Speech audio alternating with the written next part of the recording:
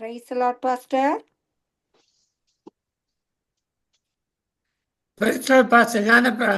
Santin Rasa, line praise the Lord, Dolly sister. Praise the Lord, Mahendranaya. Praise the Lord, நேயர்களே. ஆமென். வாருங்கள் pastor, வந்து உங்களுடைய செய்தியை பகிர்ந்து கொள்ளுங்கள். ஆவலோடு காத்து நிற்கிறோம் உங்களுடைய செய்தியை கேட்பதற்கு. நன்றி. God bless you. ஆமீன். நாங்கள் இன்றைக்கு தேவனுடைய ஒன்றான மெய்தேவனுடைய ஆவி, பரிசுத்த ஆவி, இன்றைக்கு உலகத்தின் ஆவிகள், பலவிதமான தீமையான ஆவிகள் இந்த உலகத்துல செயற்பட்டு பாவத்துக்கு இழுத்து செல்லுகிறது. அதை பற்றி பார்க்க போகிறோம். ஒரு ஜெபத்துடன் ஆரம்பிப்போம்.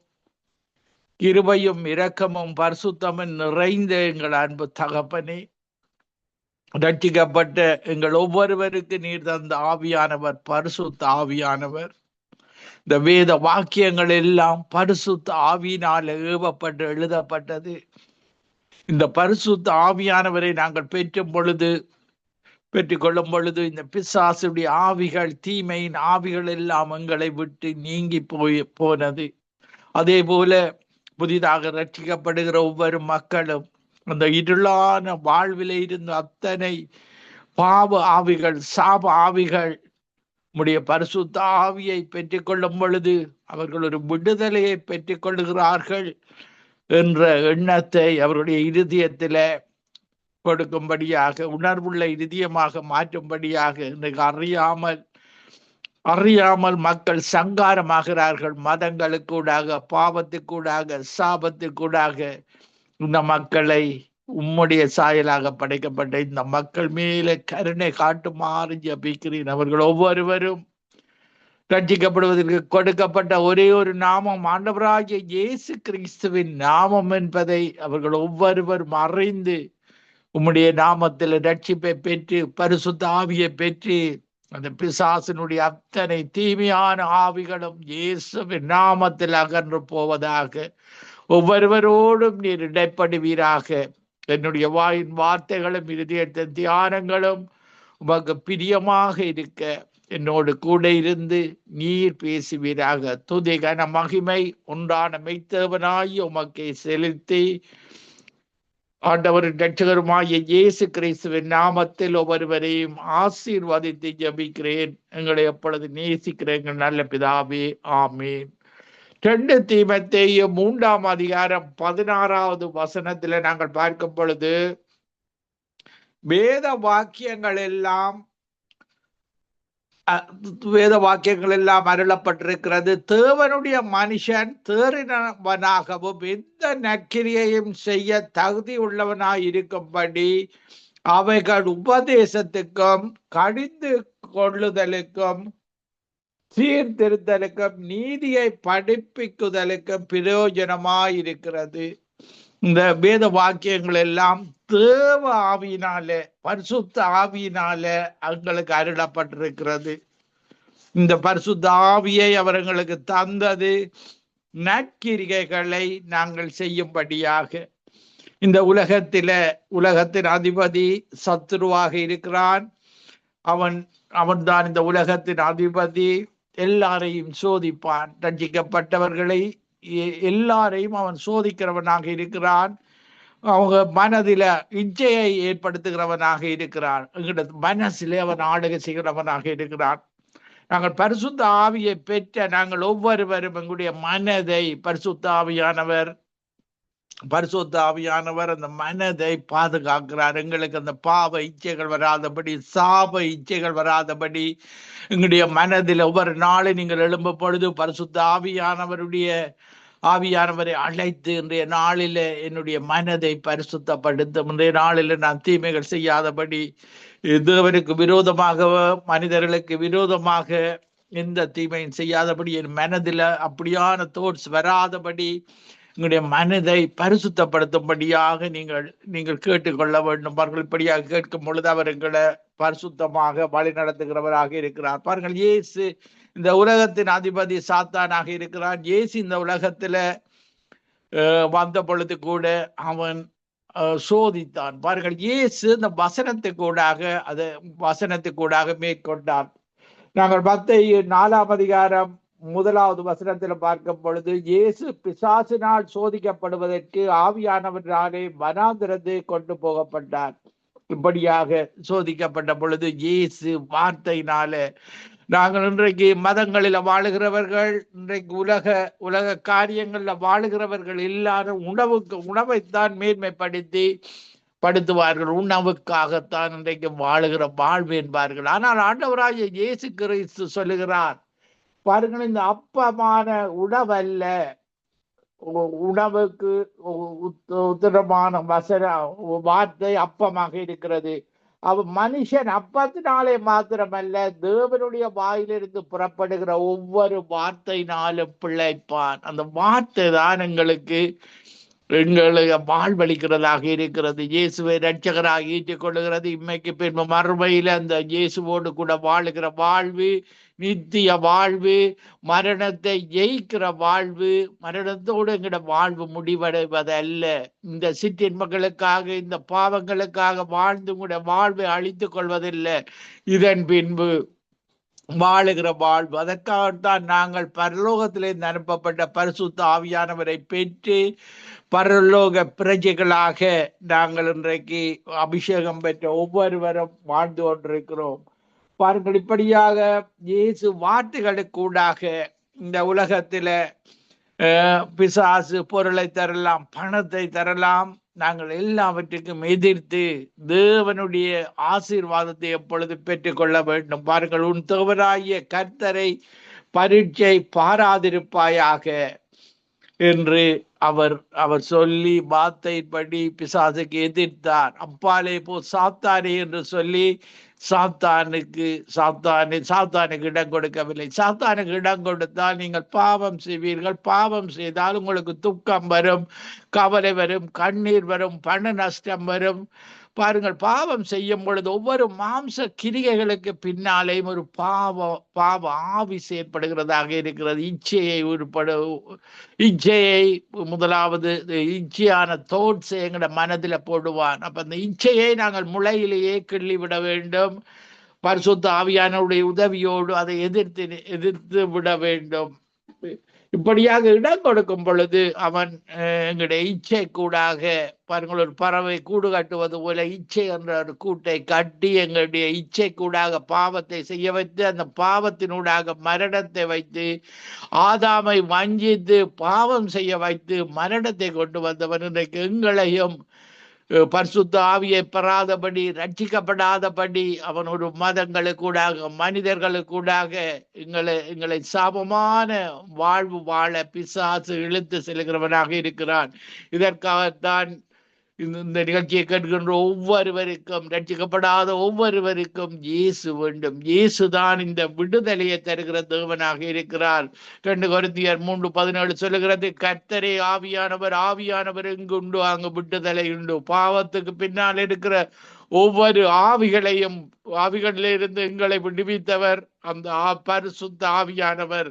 உங்களையும் அப்படி விடுவிக்க முடியாத ஒவ்வொரு பாவங்களில இருந்தும் பரிசுத்த ஆவியானவரே எனக்கு உதவி செய்யும், இயேசுவே உதவி செய்யும் என்று நீங்கள் அவர் அந்த காரியத்தை செய்து முடிக்கும் வரையும் அவரை விட்டுவிடக்கூடாது. நீங்கள் தான் ஜெபம் பண்ண வேண்டும். ஒன்றான மெய்த்தேவரிடத்துல, இயேசுவே எனக்கு உதவி செய்யும். இந்த பச்சார பாவம், இந்த குடிப்பழக்க பாவம், இந்த அடிமைத்தனத்தின் பாவம், இப்படி மனித பயம், இப்படியான ஒவ்வொரு பயங்களும் தீமையான காரியங்களும் பிசாசின் ஆவிகளிடத்துல இருந்து வருகிறது. இதற்கு விடுதலை தருகிறவர் எங்களுடைய ஆண்டவராகிய ஆவியானவர். பரிசுத்த ஆவியானவரை அழைத்து இந்த பாவங்களிலிருந்து விடுதலை பெற்று கொள்ள முடியும். பாருங்கள், பலவிதமான பணங்களை செலவழித்து இப்படியான பிசாசின் ஆவிகளுக்காக எத்தனையோ பணங்களை செலவழித்து நஷ்டப்பட்டு போகிறார்கள். இயேசு உங்களை இலவசமாக இலவசமாக உங்களுக்கு சுகம் அளிக்கிறவர். உங்களிடத்தில் இருந்து இயேசு பணத்தை எதிர்பார்ப்பதில்லை, பொருளை எதிர்பார்ப்பதில்லை. எங்களுடைய தேவன் இந்த உலகத்தின் சொந்தக்காரர், இந்த உலகத்தை உருவாக்கின தேவன், ஐஸ்வர்ய சம்பந்தர், வெளியேறப்பெற்ற இரத்தம், இந்த உலகத்தில் கிடைக்க முடியாத அந்த பரிசுத்த இரத்தத்தை எனக்காக உங்களுக்காக ஒவ்வொருவருக்காகவும் சிந்தி எங்களை மீட்டு கொண்டவர். பொருளால மீட்டு கொள்ளவில்லை, வெள்ளியினால எங்களை மீட்டு கொள்ளவில்லை. அவருடைய இந்த உலகத்துல கிடைக்க முடியாத அந்த பரிசுத்த இரத்தத்தினால எங்களை மீட்டு கொண்டவர் தான் ஆண்டவராய இயேசு கிறிஸ்து. ஐஸ்வர்ய சம்பந்தர், எங்களுடைய தேவைகளை சந்திக்கிறவராக இருக்கிறார். பண ஆசைதான் எல்லா தீமைக்கும் மேலாக இருக்கிறது. அவர் எங்களுடைய தேவைகள் அனைத்தையும் அந்த ஒன்றான மெய்த்தேவன் சந்திக்கிறவராக இருக்கிறார். அவரை நாங்கள் தேடுகிறோம். மத்தேயு 6:33 படி தேவனுடைய ராஜ்யத்தையும் நீதியை தேடுங்கள், மீதி எல்லாம் உங்களுக்கு கொடுக்கப்படும். உங்களுடைய தேவைகள் அனைத்தையும் அந்த ஒன்றான மெய்த்தேவரிடத்திலே இருந்து நாங்கள் சந்தித்துக் கொள்கிறோம். பாருங்கள், இன்றைக்கு பிசாசு மத்தேயு 8:28 வசனத்துல பார்க்கும் பொழுது, அவர் அக்கரையில் கெர்கெசேனர் நாட்டில் வந்தபோது பிசாசு பிடித்திருந்த 2 பேர் பிரேத கல்லறையில் இருந்து புறப்பட்டு அவருக்கு எதிராக வந்தார்கள். அவர்கள் மிகவும் கொடியராயிருந்தபடியால் அந்த வழியால் யாரும் நடக்க கூடாதிருந்தது. அவர்கள் அவரை நோக்கி, இயேசுவே, தேவனுடைய குமாரனே, எங்களுக்கு உமக்கும் என்ன? காலம் வரும் முன் எங்களை வேதனைப்படுத்த இங்க வந்தீரோ என்று கூப்பிட்டார்கள். அவர்களுக்கு கொஞ்ச தூரத்தில் அநேக பன்றி கூட்டங்கள் மேய்ந்து கொண்டிருந்தன. அப்பொழுது பிசாசுகள், நீர் எங்களை துரத்துவீரானால் நாங்கள் அந்த பன்றி கூட்டத்தில் போகும்படி உத்தரவு கொடும் என்று அவரை வேண்டிக் கொண்டார்கள். அதற்கு அவர் போங்கள் என்றார். அவைகள் புறப்பட்டு பன்றி கூட்டத்தில் போயின. அப்பொழுது பன்றி கூட்டங்கள் எல்லாம் உயர்ந்த மேட்டில் இருந்து கடலில் பாய்ந்து ஜலத்தில் மாண்டு போயின. பாருங்கள், ஒரு மனிதனிடத்துல இந்த பிசாசு பிடிக்கும் பொழுது அவனுடைய வாழ்வு, அவன் தண்ணியை காயப்படுத்துகிற வாழ்வு, கூக்குரலிடுகிற வாழ்வு, மற்றவர்களுக்கு பயத்தை கொடுக்கிற வாழ்வு, இப்படியான தீமையான காரியங்களை பிசாசு செய்கிறவனாக இருக்கிறான். யோவான் 10:10 சொல்லுகிறது, திருடன், கொல்லுபவன், அழிப்பவன்.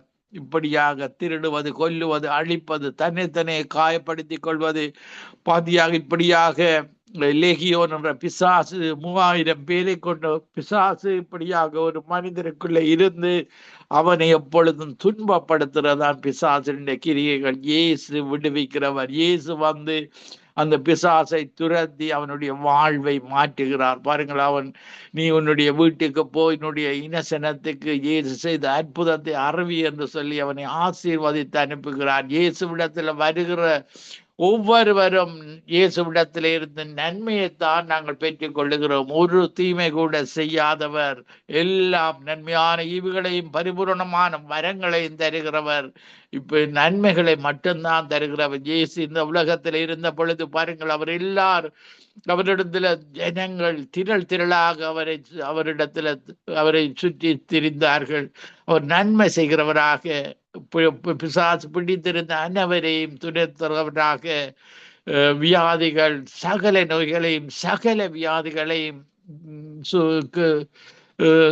குணப்படுத்தி அந்த மக்களை சந்தோஷப்படுத்தி அனுப்பினவர் தான் ஆண்டவராகிய இயேசு கிறிஸ்து. நீங்களும் இயேசுவிடத்துல வரும் பொழுது நன்மைகளை மட்டும்தான் நீங்கள் பெற்றுக்கொள்ள முடியும். மதங்களில் இருந்தீர்களாக இருந்தால், பாவத்தில் இருந்தீர்களாக இருந்தால், உங்களுடைய வாழ்விலே கஷ்டங்கள் வரும், துன்பங்கள் வரும், இப்படியாக தீமைகள் அதிக அளவு வரும். அதற்காகத்தான் இந்த தீமைகள்ல இருந்து நீங்கள் பாதுகாக்கப்படுவதற்காக இயேசு உங்களுடைய வாழ்வில வர வேண்டும். மதம் மாறுவதல்ல, மனதை மாற்றிக் கொள்வது, மனதில பாவ உணர்வுகளை அகற்றி தேவனுடைய நன்மையான பரிசுத்த ஆவியினால அந்த மனதை பாதுகாத்து கொள்வது, இப்படியாக நன்மைகள் செய்கிறவர் தான் இயேசு. பாருங்கள், பிசாசுகள் அந்த பன்றி கூட்டத்துக்குள்ள இருக்க விரும்பினதை நாங்கள் பார்க்கக்கூடியதாக இருக்கிறது.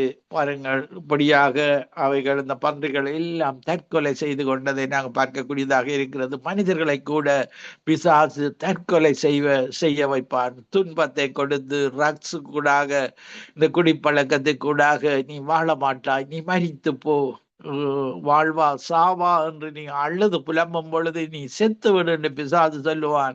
இயேசு சொல்லுவார், நீ வாழ்ந்திருக்க செய்கிறவர் தான் ஆண்டவராகிய இயேசு கிறிஸ்து. பாருங்கள், இந்த உலகத்திலே ஆவிகள், பொல்லாத ஆவிகள் இந்த வானமண்டலத்திலே இருக்கு. நாங்கள் எபேசியர் 6:12 பார்க்கும் பொழுது, மாம்சத்தோடும் இரத்தத்தோடும் அல்ல, துரைத்தனங்களோடும் அதிகாரங்களோடும் இப்பிரபஞ்சத்தின் அந்தகார லோகாதிபதிகளோடும் வானமண்டலத்தில் உள்ள பொல்லாத ஆவிகளின் சேனைகளோடும் நமக்கு போராட்டம் உண்டு.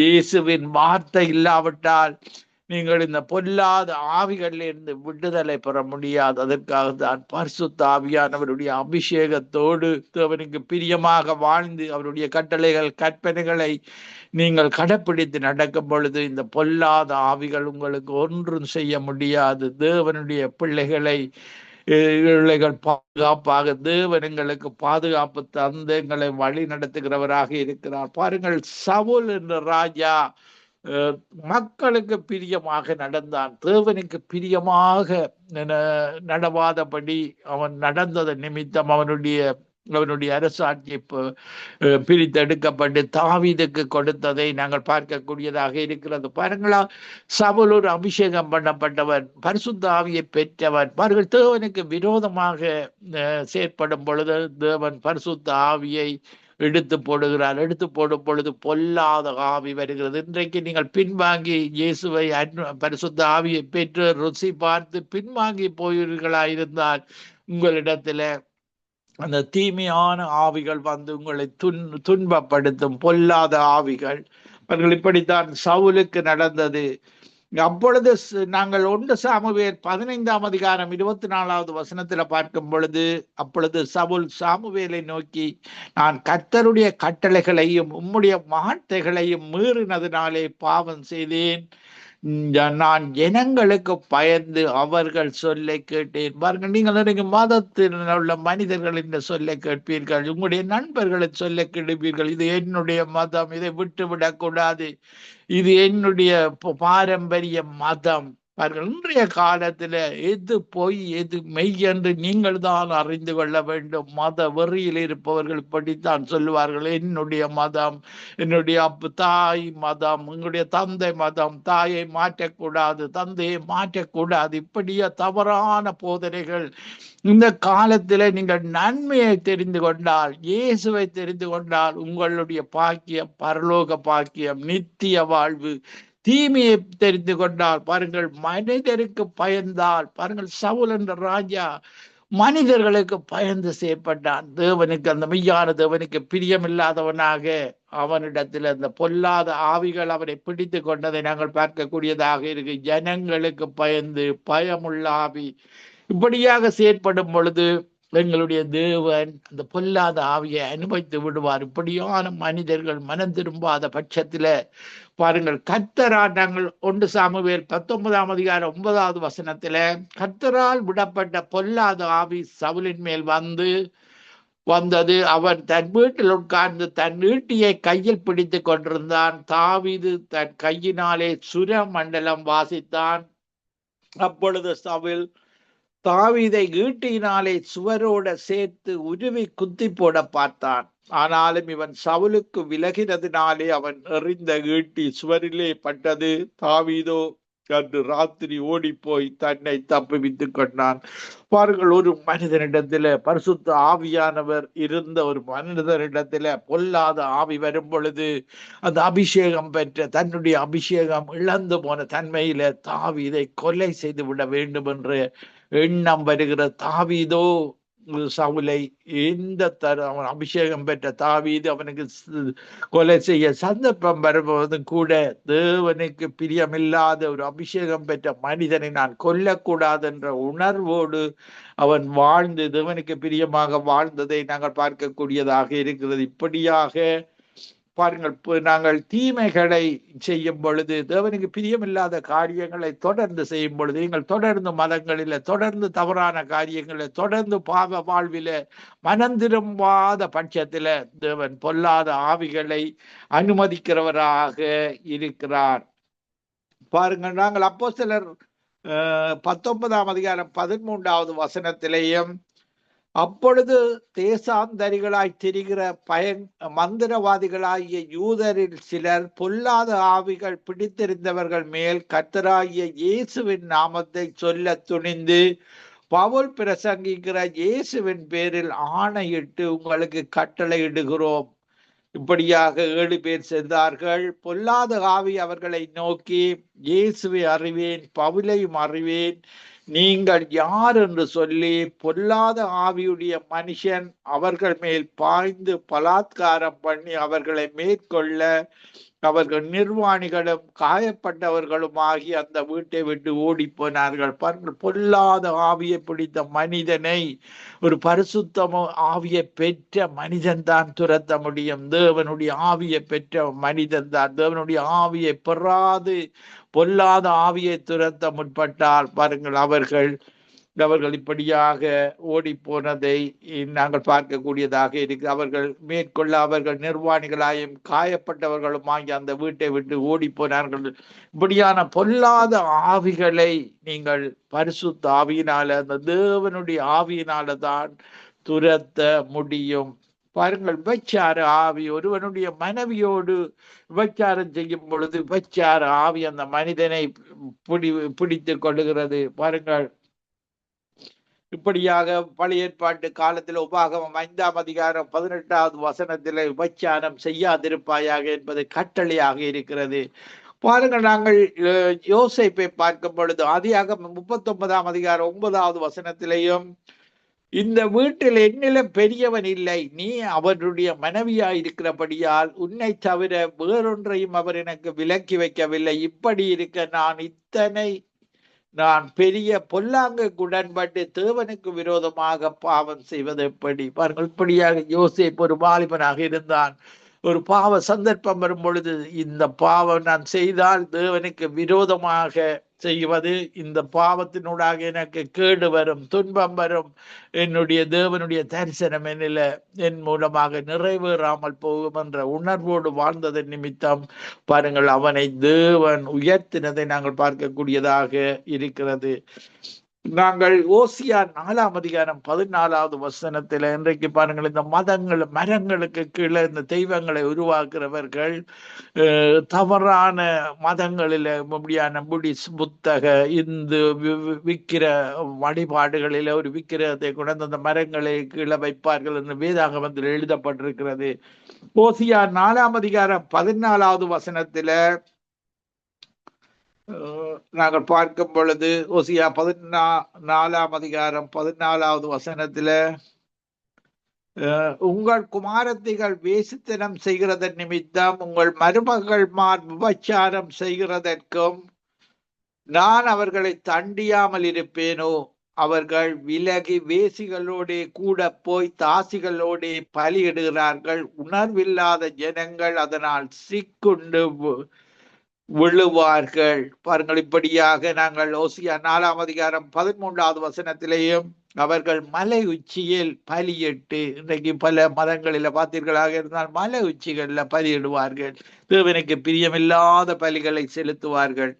மலை உச்சிகளிலே பலியிட்டு மேடுகளிலே கல்வாரி மரங்களின் கீழும் புன்னை மரங்களின் கீழும் அரச மரங்களின் கீழும் அவைகளின் நிழல் நல்லதென்று தூபம் காட்டுகிறார்கள்.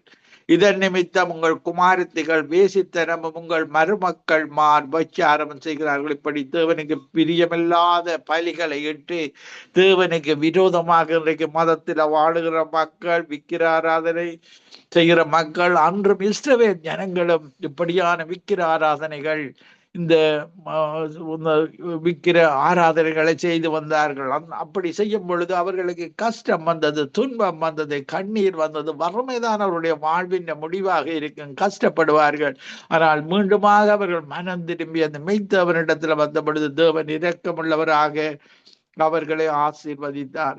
பாருங்கள், ஒரு அசுத்த ஆவி ஒரு மனிதனை, அசுத்த ஆவி, பொல்லாத ஆவியை பார்த்தோம், அசுத்த ஆவியை நாங்கள் பார்ப்போம். மத்தேயு 12ஆம் அதிகாரம் 43வது வசனத்தில் அசுத்த ஆவி ஒரு மனுஷனை விட்டு புறப்படும் போது வறண்ட இடங்களில் அலைந்து இளைப்பாறுதல் தேடியும் கண்டடையாமல் நான் விட்டு வந்த வீட்டுக்கு திரும்பி போவேன் என்று சொல்லி அங்கே வந்து அந்த வீடு வறுமையாகவும் பெருக்கி யோடிக்கப்பட்டதாகவும் இருக்க கண்டு திரும்ப போய் தன்னிலும் பொல்லாத வேறு 7 ஆவிகளை தன்னோட கூட்டிக் கொண்டு வந்து உட்புகுந்து அங்கே குடியிருக்கும். அப்பொழுது அந்த மனுஷனுடைய முன்னிலைமையிலும் அவன் பின்னிலைமை கேடுள்ளதாயிருக்கும். அப்படியே இந்த பொல்லாத சந்ததியாருக்கும் சம்பவிக்கும். பாருங்கள், நீங்கள் பொல்லாத சந்ததியாராக இருக்க தேவனுக்கு விருப்பமில்லை. இப்படி மதத்துல, இந்து மதத்துல விக்கிர ஆராதனைகளில் இல்லை, இப்படியான தவறான வழிபாடுகளில் நீங்க இருப்பது தேவனுக்கு பிரியமில்லை. பாருங்கள், இப்படியாக வாழும் பொழுது ரட்சிக்கப்பட்டவர்கள் கூட சிலர் பாருங்கள் இப்படியான அசுத்த ஆவிகளை இந்த விடுதலை பெற்றுக் கொள்ளுகிறார்கள். பரிசுத்த ஆவியானவர் விடுதலை கொடுக்கிறார். ஆனால் அவர்களுடைய சூழல் காரணமாக திரும்ப தங்களுடைய மத வழிபாடுகளுக்கு திரும்ப போகிறார்கள். அவர்களுக்கு பாருங்கள் முன்னிலைமையில் அவர்கள் சந்தோஷமாக தேவனுக்கு பிரியமாக வாழ்ந்திருப்பார்கள். அந்த அசுத்த ஆவியை அகன்று போயிருக்கும். திரும்ப அவர்கள் அந்த பழைய சேற்றில வாழும் பொழுது, அந்த தீமைக்குள்ள போகும் பொழுது, அந்த மத வணக்கங்கள்ல போகும் பொழுது பொல்லாத ஏழு விதமான பொல்லாத ஆவிகளும் வந்து அவனுடைய பின்னிலைமை மோசமாக இருக்கும். இதற்காகத்தான் நீங்கள் இயேசுவை விட்டு பின் மாற்றம் அடையக்கூடாது. அவர்தான் உங்களை பரலோகம் வரைக்கும் உங்களை வழி நடத்துகிறவராக இருக்கிறார். அவருக்காக மரித்தால் கூட இந்த 1000 வருட ஆட்சியில வாழ்கிற வாழ்வை அவர் தருகிற தேவனாக இருக்கிறார். இப்படியான தேவன் தான் எங்களுடைய ஆத்துமாவை ஒரு ஊழியக்காரனுடைய ஆத்துமாவை காக்கிற தேவனாக இருக்கிறார். மரிப்பதற்கு முன்பாகவே அந்த ஆத்துமாவை எடுத்து போடுகிறார். எந்த துன்பமும் இல்லாமல் மரித்து அவருடைய ராட்சியத்தில எங்களுடைய ஆத்துமா தேவனிடத்துல போய் சேருகிறதை நாங்கள் பார்க்கக்கூடியதாக இருக்கிறது. அந்த தேவனை நீங்கள் ஒரு பொழுதும் விடக்கூடாது. மார்க்கு 5ஆம் அதிகாரம் 8வது வசனத்திலேயும் இயேசு அவனை நோக்கி அசுத்த ஆவியே இந்த மனுஷனை விட்டு புறப்பட்டு போ என்று சொல்லி இருந்தார். இப்படியாக அந்த அசுத்த ஆவியை அவர் அகற்றினதை நாங்கள் பார்க்கக்கூடியதாக இருக்கிறது. இயேசு சுற்றி திரிந்து இந்த பிசாசு பிடித்திருந்த அனைவரையும் இந்த தீமையை செய்கிற ஆவிகளை பரிசுத்த ஆவியானவர் இயேசுவோடு இயேசுவை தேவன் பரிசுத்த ஆவியினாலும் வல்லமையினால் நிரப்பியிருந்தான். இந்த ஆவியானவர் தான் இன்றைக்கு எங்களுக்குள்ள வாசிக்கிறார். அவர் பிசாசுகளை சகல வியாதிகளை சகல பிசாசுகளையும் துரத்தி அந்த மக்களுக்கு விடுதலை கொடுத்ததை நாங்கள் பார்க்கக்கூடியதாக இருக்கிறது. நாங்கள் அடுத்ததாக குறை சொல்லுகிற ஆவி, பாருங்கள், இது ஒரு பிசாசின் ஆவியாக இருக்கிறது. இன்றைக்கு கனடா தேசத்துல பல விதமான கடைகளுக்குள்ள இருந்து குறி சொல்லுகிறார்கள். பிசாசின் ஆவிகள் பணத்தை பொருளை மக்களிடத்துல வேண்டி இப்படியாக குறியை சொல்லி அதற்கு ஒரு பலியிட வேண்டும் என்று சொல்லி பணத்தை டாலர் கணக்கில் சேர்த்து கொண்டு அவர்கள் பெரிய ஆடம்பரமாக வாழுவதை நாங்கள் பார்க்கக்கூடியதாக இருக்கிறது. அப்போஸ்தலர் நடவடிக்கைகள் 16ஆம் அதிகாரம் 16வது வசனத்துல நாங்கள் ஜெபம் பண்ணுகிற இடத்துக்கு போகையில் குறி சொல்ல ஏவுகிற ஆவியை கொண்டிருந்து குறி சொல்லுகிறதுனால் தன் எஜமான்களுக்கு மிகுந்த ஆதாயத்தை உண்டாக்கின ஒரு பெண் எங்களுக்கு எதிர்பட்டாள். அவள் பவுலையும் எங்களையும் பின்தொடர்ந்து வந்து, இந்த மனுஷர் உன்னதமான தேவனுடைய ஊழியக்காரர், இரட்சிப்பின் வழியை நமக்கு அறிவிக்கிறவர்கள் என்று சத்தமிட்டாள். இப்படி அநேக நாள் செய்து கொண்டு வந்தாள். பவுல் சினங்கொண்டு திருப்பி பார்த்து, நீ இவளை விட்டு புறப்பட்டு போ, இயேசு கிறிஸ்துவின் நாமத்திலே உனக்கு கட்டளை இடுகிறேன் என்று அந்த ஆவியுடனே சொன்னான். அந்நேரமே அது புறப்பட்டு போயிட்டு. பாருங்கள், இந்த குறி சொல்லுகிற ஆவிகள் பணத்தை சம்பாதிக்கிற ஆவிகளாக பொய்யான காரியங்களை சொல்லி தவறாக பணத்தை சம்பாதித்து தீமையை அவர்கள் மனம் திரும்பாத பட்ச பல குரு சொல்லுகிறவர்கள் இன்றைக்கு மனம் திரும்பி இயேசுவை இரட்சகராக ஏற்றுக்கொண்டு அவர்களுடைய பழைய வாழ்வில் இருந்த ஒரு விடுதலையை பெற்றுக் கொண்டிருக்கிறார்கள். அவர்கள் பரிசுத்த ஆவியானவர் எல்லா ஆவிகளை விட மேலானவர், உயர்ந்தவர், ஒன்றான மெய்த்தேவன், எங்களுடைய தேவன் தேவாதி தேவன், கர்த்தாதி கர்த்தர். இந்த தேவர்களுக்கு எல்லாம் பெரியவராக இருக்கிறார். பிசாசுகள் கூட தேவனிடத்தில், எங்களுடைய ஒன்றான மெய்த்தவனிடத்துல போய்த்தான் அவர்கள் அந்த அனுமதியை பெற்றுக் கொள்ள வேண்டும். கிறிஸ்தவர்களை சோதிப்பதற்கான அனுமதி, பவுலை யோபுவை சோதிப்பதற்கான அனுமதியை அந்த மெய்யான தேவனிடத்துல தான் பெற்றுக் கொள்வதை நாங்கள் பார்க்கக்கூடிய, பெற்றுக்கொண்டு சோதித்ததை நாங்கள் பார்க்கக்கூடியதாக. இப்படியாக யோபு இறுதி வரைக்கும் உத்தமத்தில இருந்து இரட்டத்தடியான ஆசீர்வாதத்தை பெற்றுக்கொண்டான். பாருங்கள், எரிச்சலின் ஆவி. பாருங்கள், ஒரு புருஷனுக்கு வருகிற ஆவிதான் இது, எரிச்சலின் ஆவி. மனைவியின் நிமித்தம் ஒரு எரிச்சலின் ஆவி வருகிறது. பாருங்கள், இப்படியாக இந்த எரிச்சலின் ஆவி புருஷனுக்கு ஒரு எரிச்சலை கொடுக்கிறது. பாருங்கள், இன்றைக்கு பல குடும்பங்களில கொலைகளுக்கு காரணம் இந்த எரிச்சலின் ஆவி. நாங்கள் முதல் கொலை நடந்தது, காயின் ஆபேலை கொலை செய்தது எரிச்சலினால முகநாடி வேறுபடும். இப்படியாக கொலைகள் இந்த எரிச்சலின் ஆவிக்கூடாக நடந்ததை நாங்கள் பார்க்கக்கூடியதாக இருக்கிறோம். ஆதியாகமம் 4ஆம் அதிகாரம் 5வது வசனத்திலேயும் காயினையும் அவன் காணிக்கையும் அவர் அங்கீகரிக்கவில்லை. அப்பொழுது காயினுக்கு மிகவும் எரிச்சல் உண்டாகி அவன் முகநாடி வேறுபட்டது. நாங்கள் ஓசியா 10ஆம் அதிகாரம் 13வது வசனத்துல இன்றைக்கு பாருங்கள், இன்றைக்கு இயேசுவை அறியாதவர்கள், பிசாசின் பிடியில இருக்கிறவர்கள், பிசாசு அநியாயம் செய்கிறவன் தான் பிசாசு. திருடுபவன், கொல்லுபவன், அழிப்பவன், பொய் சொல்லுபவன், அத்தோடு அவனுடைய தொழில் மனிதர்களுக்கு அநியாயம் செய்வது. இதை பின்பற்றுகிற, பிசாசை பின்பற்றுகிற இப்படியான ஆவிகளை உடையவர்கள் பாருங்கள், அவர்கள் இன்னத்தை விதைக்கிறார்கள் என்று ஓசியா 10:13 சொல்லுகிறது. அநியாயத்தை உழுதீர்கள், தீவினையை அறுத்தீர்கள், பொய்யின் கனிகளை புசித்தீர்கள், உங்கள் வழியையும் உங்கள் பராக்கிரமசாலிகளின் திரளையும் நம்பினீர்கள். அவர்கள் இப்படியாக அதைத்தான், நீங்கள் தீமையை விதைத்தால் தீமையைத்தான் அறுப்பீர்கள். நல்ல மரம் நல்ல கனி கொடுக்கும், கெட்ட மரம் கெட்ட கனிகளை கொடுக்கும். பாருங்கள், அடுத்ததாக நாங்கள் பலவீனப்படுத்தும் ஆவி. பாருங்கள், நாங்கள் வேதாகமத்துல பார்க்கும் பொழுது லூக்கா 13ஆம் அதிகாரம் 11வது வசனத்துல, அப்பொழுது 18 வருஷமாய் பலவீனப்படுத்தும் ஆவியை கொண்ட ஒரு ஸ்திரீ அங்கே இருந்தாள். அவள் எவ்வளவும் நிமிரக்கூடாத கூனியாயிருந்தாள். இயேசு அவளை கண்டு தம்மிடத்தில் அழைத்து, ஸ்திரியே, உன் பலவீனத்தினின்று விடுதலையாக்கப்பட்டாய் என்று சொல்லி அவள் மேல் தமது கைகளை வைத்தார். உடனே அவள் நிமிர்ந்து தேவனை மகிமைப்படுத்தினாள்.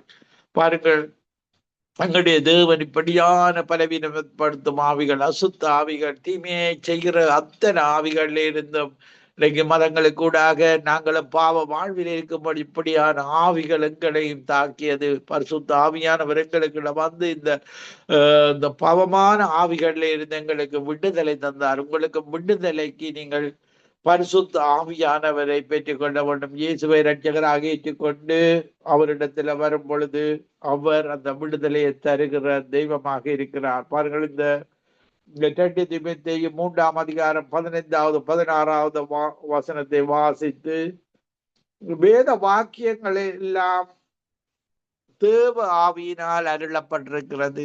தேவனுடைய மனுஷன் தேறினவனாகவும் எந்த நற்கிரியையும் செய்ய தகுதி உள்ளவனாயிருக்கும்படிக்கு அவைகள் உபதேசத்துக்கும் கடிந்து கொள்ளுதலுக்கும் சீர்திருத்தலுக்கும் நீதியை படிப்பிக்குதலுக்கும் பிரயோஜனமாயிருக்கிறது.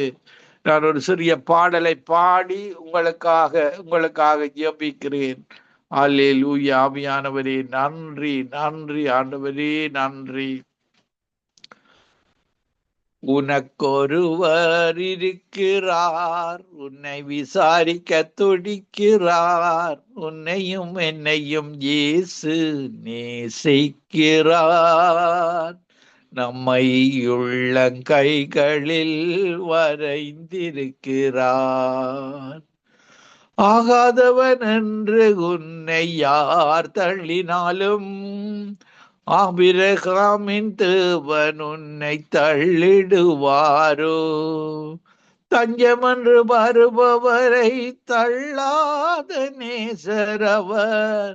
அஞ்சிடாதே மகனே மகளே என்று உன்னை தேற்றிடவே உனக்கொருவர் இருக்கிறார். உன்னை விசாரிக்க துடிக்கிறார். உன்னையும் என்னையும் இயேசு நேசிக்கிறார். நம்மை உள்ளங்கைகளில் வரைந்திருக்கிறார். வியாதியஸ்தன் என்று உன்னை ஒதுக்கி வைப்பார்கள். வேண்டாத வார்த்தைகள் சொல்லி புண்படுத்துவார்கள்.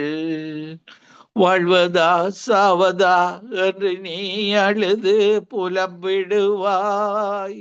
இதுதான் பிசாசுகளின் ஆவிகள் செய்கிற காரியங்கள். செத்து போன்னு சொல்லும்.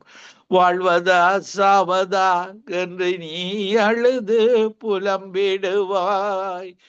வாழத்தான் வேண்டுமென்று வியாதியிலே சுகந்தரவே உனக்கொருவர் இருக்கிறார். உன்னை விசாரிக்க துடிக்கிறார். உன்னையும் என்னையும் இயேசு நேசிக்கிறார். நம்மை உள்ளங்கைகளில் வரைந்திருக்கிறார். சாதி ஜனம் மறந்திட்டாலும் மறந்திடாதவர் ஜோதிகளின் பிதாவாம் இயேசுவானவர். சூழ்நிலைகள் மாறினாலும் இயேசு உன்னை மறப்பதில்லை. சூழ்நிலைகள் மாறினாலும் இயேசு உன்னை மறப்பதில்லை. சிலுவையில் ஜீவன் விடும் நேரத்திலும் வெறுக்கவில்லை. கஷ்டப்படும் போது நமக்கு உதவுவாரில்லை. கடன்பட்ட போது அதை தீர்ப்பவரில்லை. இஷ்டப்பட்ட தெய்வத்தை எல்லாம் கும்பிட்டு பார்த்தாச்சு. நம்ம கஷ்டங்களை தீர்க்க அவை முன் வரவில்லை. இஷ்டப்பட்ட தெய்வத்தை எல்லாம் கூப்பிட்டும் பார்த்தாச்சு. நம்ம கஷ்டங்களை தீர்க்க அவை முன் வரவில்லை. உலகத்தில் தெய்வங்கள் உண்டென்று சொல்வதெல்லாம் சும்மாங்க. ஆதி பெற்றோரை பிசாசு வஞ்சித்து விட்டார். மதங்களுக்கூடாக, பாவங்களுக்கூடாக, சாபங்களுக்கூடாக அந்த வஞ்சித்த பிசாசை இந்த கடைசி காலத்தில் இருக்கிற ஒவ்வொரு மக்களும் மனம் திரும்பி அந்த மெய்யான தேவனிடத்தில் ஒன்றான ரட்சிக்கப்படுவதற்கு கொடுக்கப்பட்ட நாமம் இயேசு என்பதை அறிந்து அவர் இன்றைக்கும் வழிமேல விழி வைத்து பார்த்து கொண்டிருக்கிறார். அந்த அன்புள்ள தேவன், அந்த அன்புள்ள இயேசு கிறிஸ்து, அந்த மகன் எப்பொழுது என்னிடத்துல திரும்பி வருவான்? உலகத்தில் தெய்வங்கள் உண்டென்று சொல்வதெல்லாம் சும்மாங்க. இயேசு கிறிஸ்து ஒருவரே மெய்யான தெய்வமுங்க. ஜனங்களின் பாவம் நீக்கி ரட்சிக்க வந்த தெய்வமுங்க. ஒன்றான மெய்த்தவனாய உம்மையும் நீர் அனுப்பினவராய இயேசு கிறிஸ்துவை அறிந்து கொள்வதே நித்திய ஜீவன். எரேமியா 10:10-11 மெய்யான தெய்வம் நித்திய பிதா. 11வது வசனத்தில் இந்த எல்லா மதங்களும் ஒரு நாள் அழிந்து போகும். அந்த தேவர்களை, அந்த மதங்கள் இருக்கிற தேவர்களை தண்டிக்கிற தேவன் நான் என்று சொல்லி ஒன்றான மெய்த்தேவன் ஒரு நாள் இப்படியாக மனம் திரும்பாத பட்சத்தில் அந்த தேவர்களை தண்டிப்பார். அந்த தேவர்களை கீழே இருக்கிற நீங்களும் தண்டிக்கப்படுவீர். அதற்காக இயேசு அன்புள்ளவராக வள்ளிமேல் வெள்ளி வைத்து எப்பொழுது அந்த மகன் என்னிடத்தில் வருவார், என்னுடைய சாயலாக நான் அவனை படைத்தேன், அவன் தான் தூரமாய் போய் கொண்டிருக்கிறான். அந்த தூரம் போன அந்த இளைய மகனை இயேசு வழிமேல் விழி வைத்து காய்த்தது போல இந்த தூரம் போன மதங்களில் வாழுகிற ஒவ்வொரு மக்களையும் ஜாதி மத ஆவிகளினால பிடிக்கப்பட்ட ஒவ்வொரு மனிதரையும் அவர் அழைக்கிறார் வந்துவிடும்படியாக. இந்த கடைசி காலம், கிருபையின் காலம் முடிவதற்கு முன்பாக வந்தபடியாக. Hallelujah. Thank you, Jesus. உலகத்தில் தெய்வங்கள் உண்டென்று சொல்வதெல்லாம் சும்மாங்க. இயேசு கிறிஸ்து ஒருவரே மெய்யான தெய்வமுங்க. ஜனங்களின் பாவம் நீக்கி ரட்சிக்க வந்த தெய்வமுங்க. உனக்கொருவர் இருக்கிறார், உன்னை விசாரிக்க துடிக்கிறார். உன்னையும் என்னையும் இயேசு நேசிக்கிறார். நம்மை உள்ளங்கைகளில் வரைந்திருக்கிறார். ஆவியானவரே, இப்படியாக இந்த பாவத்தில் வாழுகிற, சாபத்தில் வாழுகிற, இப்படியான விடுதலையற்று வாழுகிற ஒவ்வொரு மக்களுக்காகவும் நான் ஜெபிக்கிறேன். நம்முடைய பரிசுத்த ஆவியை இந்த நேரத்தில் ஊற்றும்படியாக ஜெபிக்கிறேன். கிருபையும் இரக்கமும் பரிசுத்தமும் நிறைந்த எங்கள் அன்பு தகப்பனே, எங்களுடைய சகோதரர்களாக, எங்களுடைய இனமாக, இந்த தமிழ் மக்களுக்காக ஜெபிக்கிறேன். இவர்கள் செய்த பாவங்களை மன்னிக்கும்படியாக தானியேல் தன்னுடைய இன மக்களுக்காக ஜெபித்தது போல இந்த தமிழ் சமூகத்துக்காக ஜெபிக்கிறேன். எந்தெந்த தேசங்களில கேட்டுக்கொண்டிருக்கிறார்களோ ஆண்டவரே, அந்த தேசத்துல வாழுகிற மக்கள் மதங்களில, பாவத்தில, சாபத்தில, நோய்களில, கவலையில, கண்ணீரில வாழுகிற ஒவ்வொரு தமிழ் மக்களுக்காக ஜெபிக்கிறேன்.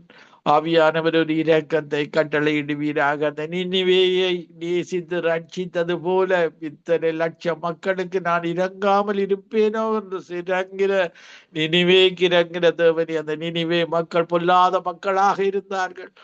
ஆனால் நீர் இரக்கமுள்ள தேவன். இந்த தமிழ் மக்களுக்கும் அவர்களுடைய பொல்லாங்கை விட்டு, பொல்லாத காரியங்களை விட்டு இந்த நேரத்தில் இறங்கும்படியாக, நினிவேக்கு காண்பித்த இரக்கத்தை இந்த தமிழ் மக்களுக்கு காண்பிக்கும்படியாக ஜெபிக்கிறேன். அவர்களை இழுத்து கொள்ளும் உம்முடைய மகனாக, மகளாக. உம்முடைய ராட்சியத்தை இந்த கடைசி காலத்துல யூத ஜனங்களை எல்லா தேசத்துக்கு அனுப்பினது போல தமிழ் ஜனங்களை எல்லா தேசத்துக்கும் அனுப்பினீரே. அந்த தேசங்களில ஒரு விடியலை காண, அவர்கள் வாழ்ந்திருக்க, அந்த மெய்யான இரட்சகராய இயேசு கிறிஸ்துவை அறிந்து அந்த நித்திய வாழ்வை பெற்றுக்கொள்ள, கவலை இல்லாத, கண்ணீர் இல்லாத, துக்கம் இல்லாத, மரணமே இல்லாத அந்த ராட்சியத்துல வாழ்ந்து கொள்ள அவர்கள் ஒவ்வொருவரையும் இழுத்து கொள்ளும்படியாக ஜெபிக்கிறேன். ஒவ்வொருவரோடும் இடைப்படும் உணர்வுள்ள இதயத்தை கொண்டும், கேட்கிற காதை கொண்டும், அவர்களுடைய மனதிலே பரிசுத்த ஆவியானவரால் இந்த நேரத்தில் நிரப்பி அவர்களை மகிழ பண்ணும். துதி, கன, மகிமை ஒன்றான மெய்த்தவனாய் உமக்கை செலுத்தி ஆண்டவர் இரட்சகருமாகிய இயேசு கிறிஸ்துவின் நாமத்தில் ஒருவரையும் ஆசீர்வதித்து ஜெபிக்கிறேன். எங்களை எப்பொழுது நேசிக்கிறேன் நல்ல பிதாவே. ஆமீன், ஆமீன், ஆமீன். ஆமேன், ஆமேன், ஆமேன். பாஸ்டர், அருமையான வார்த்தை. பரிசுத்தமான ஆவியை பற்றி நீங்க கூறினீர்கள். அது எத்தனையோ மடங்குக்கு முன்பாக 2000 years ago கர்த்தர் அவருடைய வார்த்தையை கூறினார். பெந்திகாஸ்து என்னும் நாள் வந்தபோது அவர்கள் எல்லோரும் ஒருமனப்பட்டு ஒரு இடத்தில் வந்திருந்தார்கள். அப்பொழுது பலத்த காற்று அடிக்கிற முழக்கம் போல வானத்திலிருந்து சடுதியா ஒரு முழக்கம் உண்டாயிற்று. அவர்கள் யாவரும் உட்கார்ந்த இடம் முழுவதும் நிரப்பிற்று. அந்த வார்த்தையின் மூலமாக நான் யாவரும் கேட்டுக்கொண்டிருக்கிறவர்களும் பரிசுத்தமான ஆவியை பெற்றுக்கொள்வதற்கு இந்த வார்த்தைகள், கர்த்தர் கொடுத்த வார்த்தைகள் மூலமாக நீங்கள் ஆசீர்வதித்தீங்க பாஸ்டர். கர்த்தர் உங்களை மென்மேலுமாக ஆசீர்வதிப்பாராக. கர்த்தருடைய உங்களையும் குடும்பத்தையும்